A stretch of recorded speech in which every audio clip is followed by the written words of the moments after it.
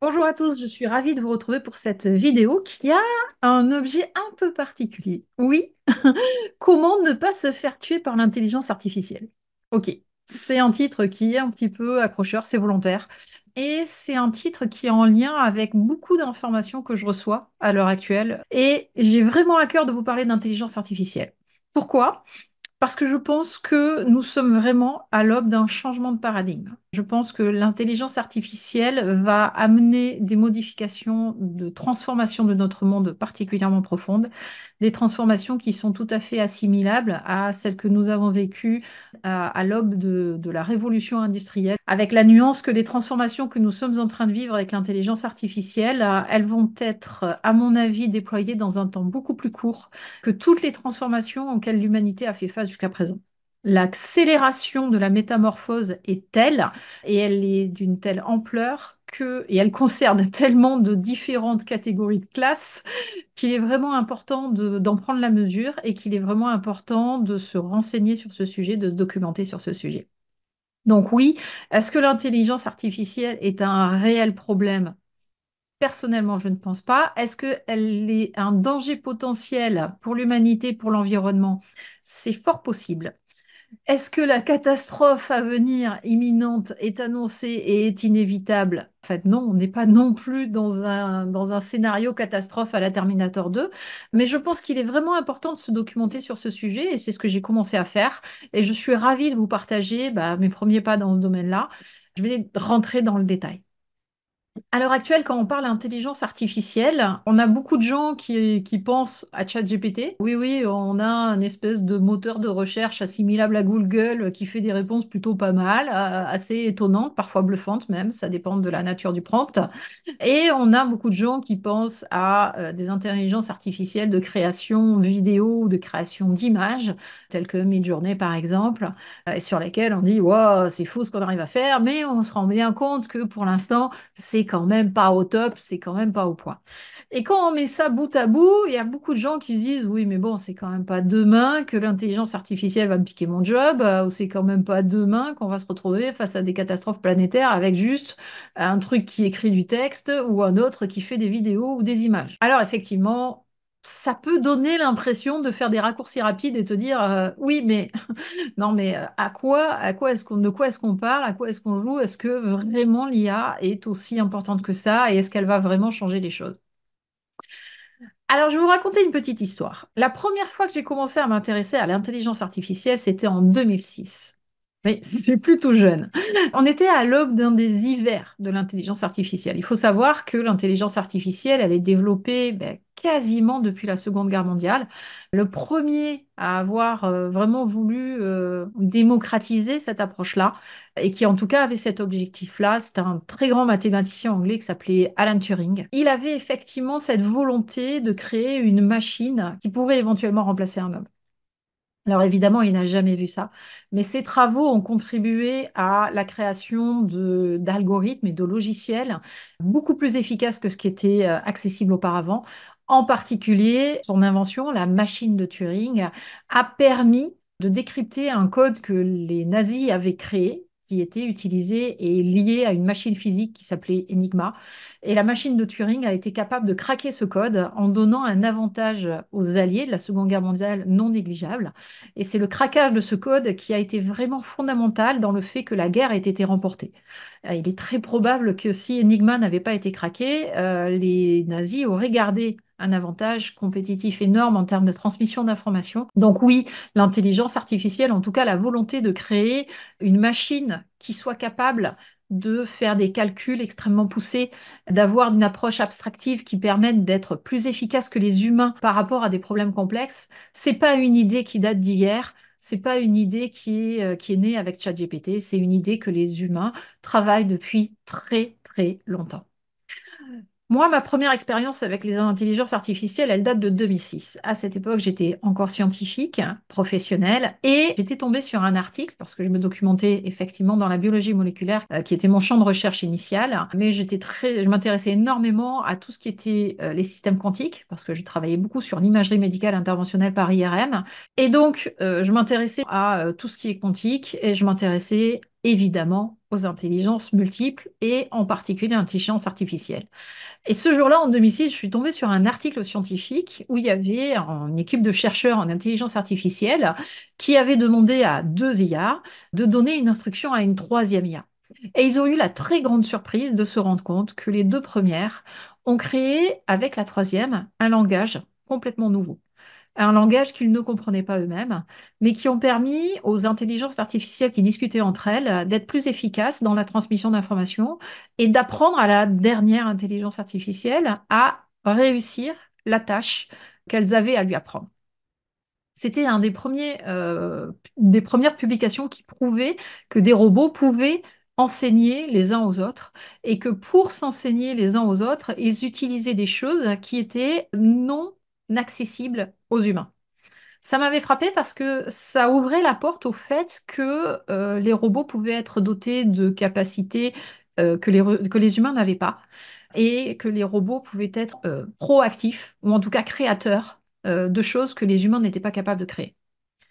C'est pour ça que lorsque j'ai entendu à nouveau reparler de l'intelligence artificielle au début des années 2020, je trouvais ça assez ironique d'avoir des gens qui disaient mais un robot n'est pas capable de créativité, alors qu'il y avait déjà des publications scientifiques qui prouvaient le contraire 15 ans auparavant.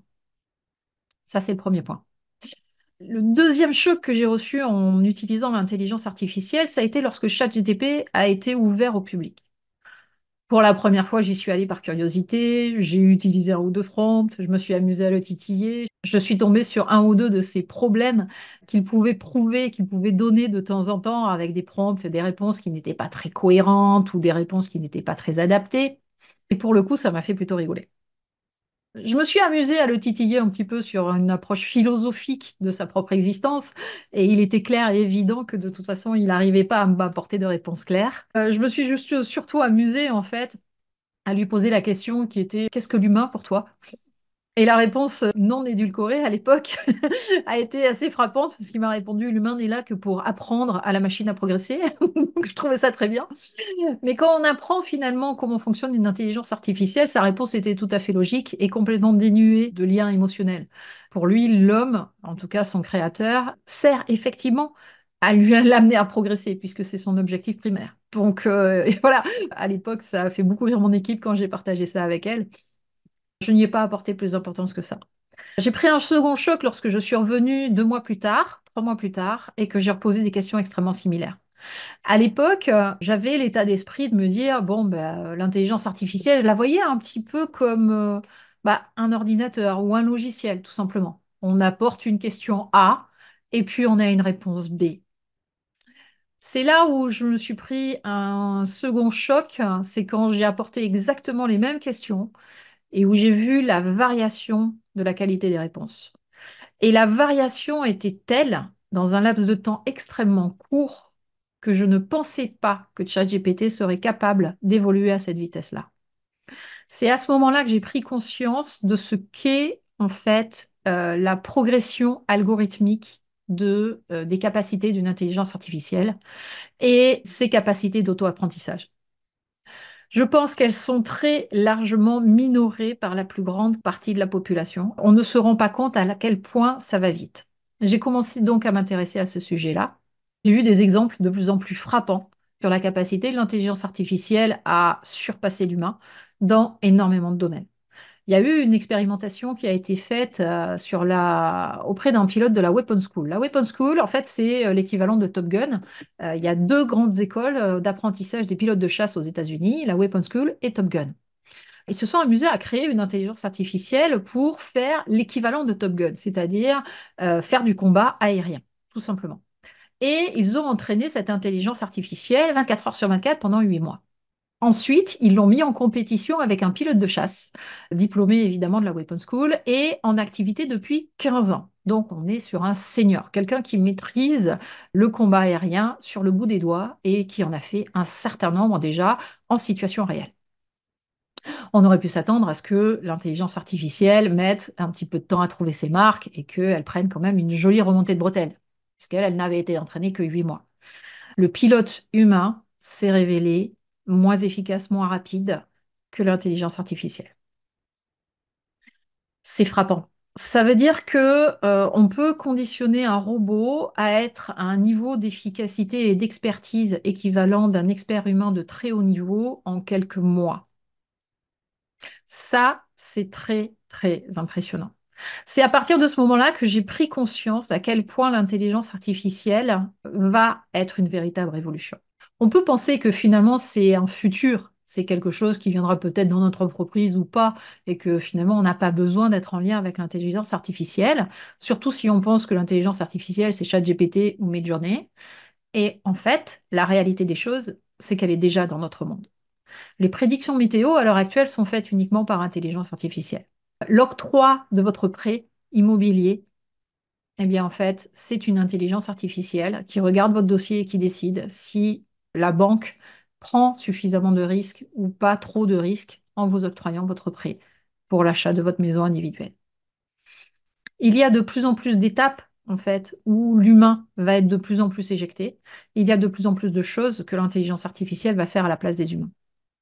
On parle là d'automatisation, évidemment, et je suis bien placée pour en parler puisque j'ai créé plusieurs business qui étaient automatiques et dans lesquels il y avait très peu d'humains impliqués et qui fonctionnent très bien tout seuls. Moi, l'expérience de terrain que j'en ai, c'est que on ne peut pas s'exonérer complètement de l'humain dans un business automatique, sinon ça fonctionne pas du tout, de toute façon. Donc il en faut l'humain. On parle aussi d'algorithmes qui vont aider à la décision. Et là, c'est très particulier. Parce que autant la révolution industrielle, on a remplacé des gens qui travaillaient à la chaîne et qui faisaient des opérations extrêmement basiques, mécaniques, de déplacer des choses sur un tapis roulant, et on les a remplacés par des machines. Et là, finalement, les cadres n'avaient aucun souci à se faire par rapport à ça, parce qu'il fallait toujours de l'intelligence humaine pour pouvoir gérer les machines, pour pouvoir gérer les armées de techniciens qui les maintiennent en état et pour pouvoir gérer toute l'autre partie du business. Autant maintenant, on a des intelligences artificielles qui vont être capables d'avoir des décisions stratégiques plus efficaces, plus rapides et meilleures que les managers de plus haut niveau et les managers les plus expérimentés. Et ça, c'est pas quelque chose que les gens aiment entendre parce que ça amène à la première problématique qui est est-ce qu'une intelligence artificielle peut me prendre mon travail? La réponse est potentiellement oui. Un robot, une intelligence artificielle peut potentiellement avoir des décisions plus efficaces que les nôtres, peut potentiellement faire notre travail plus vite, plus efficacement que nous-mêmes, pour beaucoup moins d'argent que ce que nous coûtons à notre entreprise. Ça, c'est un risque qui est totalement indéniable. Ça, c'est le premier risque. Et oui, comment est-ce qu'on s'exonère de ça? Comment on se protège de ce risque-là? Eh bien, tout simplement en apprenant à se servir de l'intelligence artificielle. Parce que si on développe les compétences qui permettent de non pas se mettre en opposition à l'intelligence artificielle, mais qui permettent de pallier aux défauts encore actuels de l'intelligence artificielle, ben finalement, nous sommes indispensables à notre entreprise ou à notre activité économique. C'est la raison pour laquelle j'ai décidé de repartir à l'école. Alors, pour ceux qui ne me connaissent pas, ça fait 10 ans que je travaille sur le web. J'ai accompagné 2500 entrepreneurs à faire leur web marketing. J'ai accompagné 2200 auteurs à écrire, publier et vendre leurs livres. Mais auparavant, j'avais commencé ma vie professionnelle en tant que chercheur en thérapie génique et imagerie médicale interventionnelle. J'ai effectivement un doctorat de biologie moléculaire et cellulaire et j'ai travaillé en tant que chercheur à l'Institute of Cancer Research de Londres. J'ai changé de voie pour des raisons purement personnelles et par amour, parce que je voulais créer ma famille avec mon mari. Et je me suis retrouvée à devoir trouver de nouvelles compétences pour trouver du travail. J'ai décroché un billet et donc je me suis orientée vers l'entreprise, tout simplement. Je n'ai pas trouvé ma voie dans l'entreprise, hein, mais j'ai trouvé ma voie dans l'entrepreneuriat, puisque je suis devenue entrepreneur avec succès. J'ai été directrice marketing pour des grands noms du coach francophone. J'ai accompagné énormément de gens par de la formation en ligne et par du coaching. Et ça a été c'est toujours d'ailleurs une expérience tout à fait exceptionnelle et incroyable. Mais du coup, quand je vois ce que fait l'intelligence artificielle, je me suis dit qu'il était temps de reprendre mon cartable et de retourner à l'école, qui est très paradoxal parce que je fais ça à l'âge où certains sont en train de juste de penser à leur retraite et pas forcément avoir envie de remettre le couvert. Mais j'avoue que j'ai postulé dans beaucoup de grandes écoles et j'ai eu la chance que mon profil ait été repéré par une grande école spécialisée dans l'enseignement en intelligence artificielle. Je fais partie des 10% des dossiers qu'ils ont retenus et je commence cette année un master en intelligence artificielle appliquée au business. Je vais avoir l'extrême privilège de pouvoir travailler avec 80 des meilleurs chercheurs en intelligence artificielle francophones et avec 200 des meilleurs chercheurs en intelligence artificielle de toutes les nationalités du monde. Et je vais également avoir la chance de pouvoir partir à la Silicon Valley, amenée par mon école, et d'aller rencontrer des gens très intéressants, tels que les responsables de l'intelligence artificielle des GAFAM, donc des petites entreprises telles que Google, Microsoft, Facebook. Cette aventure a commencé depuis quelques semaines et je suis en fait ravie de pouvoir la partager avec vous aujourd'hui. Et ben, je vais vous amener, si ça vous intéresse et si vous avez envie de me suivre, sur, ben oui, comment on fait pour retourner à l'école à l'âge où la majorité des gens passent à la retraite? Est-ce qu'on réussit son master? Ben, ça, rien n'est moins sûr. Je sais qu'il y a beaucoup de travail devant moi. Et puis surtout, qu'est-ce que je vais apprendre moi sur le chemin et qu'est-ce que je peux vous donner en fait par rapport à ça. Je vais avoir des sources d'informations extrêmement pertinentes. Je vais partager avec vous tout ce que je vais pouvoir partager avec vraiment la plus grande transparence. Je vais vous amener dans cette nouvelle aventure. Et j'espère qu'elle vous sera aussi bénéfique et profitable à vous qu'à moi-même. Enfin, dans tous les cas, on est parti là-dessus et je pense que ça va être particulièrement intéressant. Et en termes de temps intéressant, je pense que l'intelligence artificielle, justement, va être tout à fait exceptionnelle par rapport à ça. Elle va clairement changer la donne. J'espère sincèrement que ça ne sera pas au détriment de l'emploi. Les prévisions que j'ai pu voir à ce sujet-là disent que dans les 2 à 5 prochaines années, il y aura 85 millions d'emplois qui vont être détruits dans le monde. Mais on sait aussi d'expérience que toute nouvelle technologie entraîne la croissance du volume d'emplois. C'est-à-dire qu'on pense qu'il y aura peut-être 100 à 150 millions de nouveaux emplois qui vont être créés également.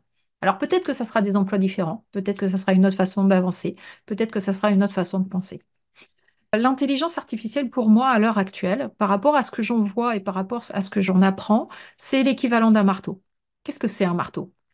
Un marteau, c'est une façon d'augmenter et de potentialiser notre force physique. On va prendre le bras de levier qu'on a, on va le prolonger par un manche et on va mettre au bout une masse qui va augmenter en fait la force de synergie qu'on peut avoir lorsqu'on frappe quelque chose. Avec un marteau, on peut construire une maison, on peut construire une cathédrale, on peut construire quelque chose de magnifique. Avec un marteau, on peut tuer une personne. L'intelligence artificielle, pour moi, c'est un petit peu une nouvelle incarnation du Tao. Dans le Tao, il y a une partie noire avec un petit grain de blanc, c'est-à-dire qu'on peut décider d'en faire quelque chose de négatif, qui a le potentiel du positif. Oui, et dans le Tao, il y a une partie blanche avec un petit grain de noir. On peut décider de faire quelque chose de positif, qui a au fond de lui peut-être un potentiel négatif. L'humain fonctionne comme ça. Et l'intelligence artificielle, il faut la considérer comme un outil. Elle sera ce que les gens en font.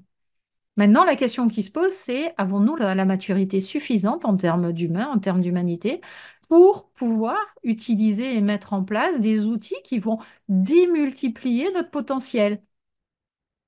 Personnellement, j'ai pas la réponse. Est-ce qu'il faut régulariser pour ça? Eh bien, je ne sais pas. Une régularisation, c'est une barrière. Est-ce qu'elle va pas freiner le développement de l'intelligence artificielle? Est-ce qu'elle va réellement empêcher des gens malveillants de mal utiliser l'intelligence artificielle? J'ai pas la réponse à ça. En fait, il y a énormément de choses sur lesquelles je n'ai pas les réponses. Et il y a énormément de choses sur lesquelles il y a des chercheurs très qualifiés qui ont des positions qui sont liées en fait à ce qu'ils savent de l'intelligence artificielle et à leurs travaux quotidiens. Vous allez trouver dans cette chaîne des vidéos que je vais faire sur ces sujets-là parce que je ne peux pas tout détailler. Et cette vidéo que je vous fais est une vidéo de présentation des futures vidéos que je vais faire techniques sur le domaine de l'intelligence artificielle et puis peut-être aussi également économique et scientifique sur tout ce que je vais apprendre et tout ce que je vais partager par rapport à l'intelligence artificielle. En tout cas, si je peux vous dire quelque chose par rapport à ça, la réaction normale de n'importe quelle personne face à un changement est toujours identique. La première réaction a toujours été de la peur et du rejet. Ça, c'est viscéral, c'est notre cerveau reptilien qui parle. On a toujours peur de ce qu'on ne connaît pas ou de ce qu'on ne comprend pas. Et on a toujours peur de ce que ça peut amener dans notre vie. La peur, elle a un avantage, c'est qu'elle nous permet de mobiliser de l'énergie pour affronter ce qui se présente. Moi, je n'ai pas peur de l'intelligence artificielle. J'ai fondamentalement peur de ce que les humains peuvent en faire. Et par rapport à ça, si vous, vous avez peur et que vous vous posez la question de est-ce que je vais perdre mon boulot? Est-ce que l'intelligence artificielle va transformer mon monde? Est-ce qu'ils vont être assez fous pour finalement l'utiliser pour déclencher la Troisième Guerre mondiale ou créer un virus mortel qui va détruire 90% de la population? C'est effectivement un risque. Est-ce qu'ils auraient eu besoin de l'intelligence artificielle pour faire ça? Bah, s'il y a des réelles volontés de le faire, non. Est-ce que l'intelligence artificielle peut accélérer ça? Oui. Est-ce qu'on peut s'en prémunir? J'avoue que je n'ai pas la réponse à cette question. Par contre, ce qu'on peut faire à titre individuel, à chacun, chacun de nous, en fait, c'est regarder que le monde en face de nous, il est changeant. Comprendre qu'on ne peut pas freiner un changement et comprendre qu'on n'a qu'une seule chose à faire. C'est lorsque la vague arrive, la surfer. C'est-à-dire se doter de la planche qui permet de mieux la surfer et se doter des muscles, de l'envie de pouvoir se faire porter par l'énergie qu'elle va déployer. Parce que c'est ça finalement l'intelligence artificielle. C'est une énorme énergie, c'est un énorme potentiel. Et moi, ce que je pense fondamentalement de l'intelligence artificielle, c'est que pour l'instant, elle est encore limitée. Elle est limitée par le nombre de données. Même si ce nombre de données est croissant, il est encore très limité. En tout cas, de données correctement exploitables pour l'intelligence artificielle et pour qu'elle donne des résultats qui sont vraiment intéressants. Mais ça, de toute façon, ce n'est qu'une question de temps. Elle est également limitée par la capacité des ordinateurs, la capacité de calcul des ordinateurs. Et ça, je pense que l'ordinateur quantique, qui ne va pas tarder à arriver, va probablement changer la donne. Ça, je pense qu'on le verra de notre vivant. On le verra dans les 5, 10, 15 prochaines années. Et c'est là où finalement il y aura encore un nouveau banc quantique qui va arriver pour l'intégralité de l'humanité. Ce que je pense, moi, fondamentalement de l'intelligence artificielle, c'est que oui, elle va révolutionner le monde. Je pense qu'elle a le potentiel de nous apporter les réponses aux grands problèmes auxquels nous nous confrontons et que nous n'avons pas encore apporté de réponse. Je pense fondamentalement que l'intelligence artificielle va être capable d'apporter des vrais remèdes aux maladies orphelines avec des modèles économiques qui vont être utilisables. À l'heure actuelle, l'industrie pharmaceutique n'investit pas sur ces maladies-là parce que le nombre de patients est trop restreint pour que la création ou le développement de médicaments efficaces soit rentable pour elle. Je pense que l'intelligence artificielle va résoudre ce problème et qu'elle sera capable de nous amener de vraies solutions thérapeutiques pour des gens qui souffrent et qui n'ont pas de solution à l'heure actuelle. Je pense fondamentalement que l'intelligence artificielle nous amènera la réponse aux vrais problèmes économiques et écologiques de la planète à l'heure actuelle. Oui, notre planète est surpolluée. Oui, nous n'avons pas trouvé de solution à l'heure actuelle pour limiter cette pollution de façon efficace. Je pense qu'il y a des problèmes politiques et des problèmes de décision. Si la pollution existe encore, c'est parce qu'il y a des gens qui tirent des bénéfices de cette pollution. C'est évident. Mais je pense que l'intelligence artificielle va nous amener les solutions à cette problématique-là. L'intelligence artificielle va nous amener également des solutions par rapport au coût de l'énergie et par rapport au développement d'énergie verte et durable. Et je pense que l'intelligence artificielle va amener des solutions à des problèmes que l'on ne voit pas encore. Parce que je sais d'expérience, ça c'est mon passé scientifique qui parle, c'est que quand on trouve une réponse, quand on trouve une vérité et qu'on ouvre une porte, en général, on tombe face à trois nouvelles portes et trois nouvelles problématiques tout aussi excitantes et tout aussi enthousiasmantes les unes que les autres. Et je pense que l'intelligence artificielle va démultiplier notre capacité à résoudre les véritables problèmes et les véritables challenges auxquels nous sommes confrontés à l'heure actuelle. Est-ce qu'on peut se passer de l'intelligence artificielle? Non, je ne pense pas. Et je pense qu'il y a de très grandes entreprises qui ont déjà misé là-dessus et qui, de toute façon, ne feront jamais machine arrière. Est-ce qu'on peut faire une économie régressive? Je ne pense pas non plus. Mais ce que je pense fondamentalement, c'est que nous allons vivre des moments très excitants, vraiment intéressants, des moments de transformation profonde, changement, changeante. C'est des moments pendant lesquels nous avons le choix. Nous avons le choix de décider que les valeurs humaines vont triompher. Nous avons le choix de décider que maintenant que nous allons devenir extrêmement puissants, il est temps pour nous de développer la sagesse qui est en lien avec cette puissance-là. En tout cas, ce sujet est extrêmement polémique. N'hésitez pas à répondre sous cette vidéo et me donner vos commentaires par rapport à l'intelligence artificielle, ce que vous en pensez. Je répondrai à l'intégralité des commentaires que je verrai passer. Et en tout cas, vous pouvez être sûr que vous allez trouver de très nombreuses ressources dans cette chaîne à propos de l'intelligence artificielle. Je vous dis à très vite et pour de nouveaux contenus à la fois sur l'intelligence artificielle, sur le développement de l'humanité et sur comment surmonter tous les obstacles qui vont encore se présenter devant nous. Je vous dis à très vite. Au revoir.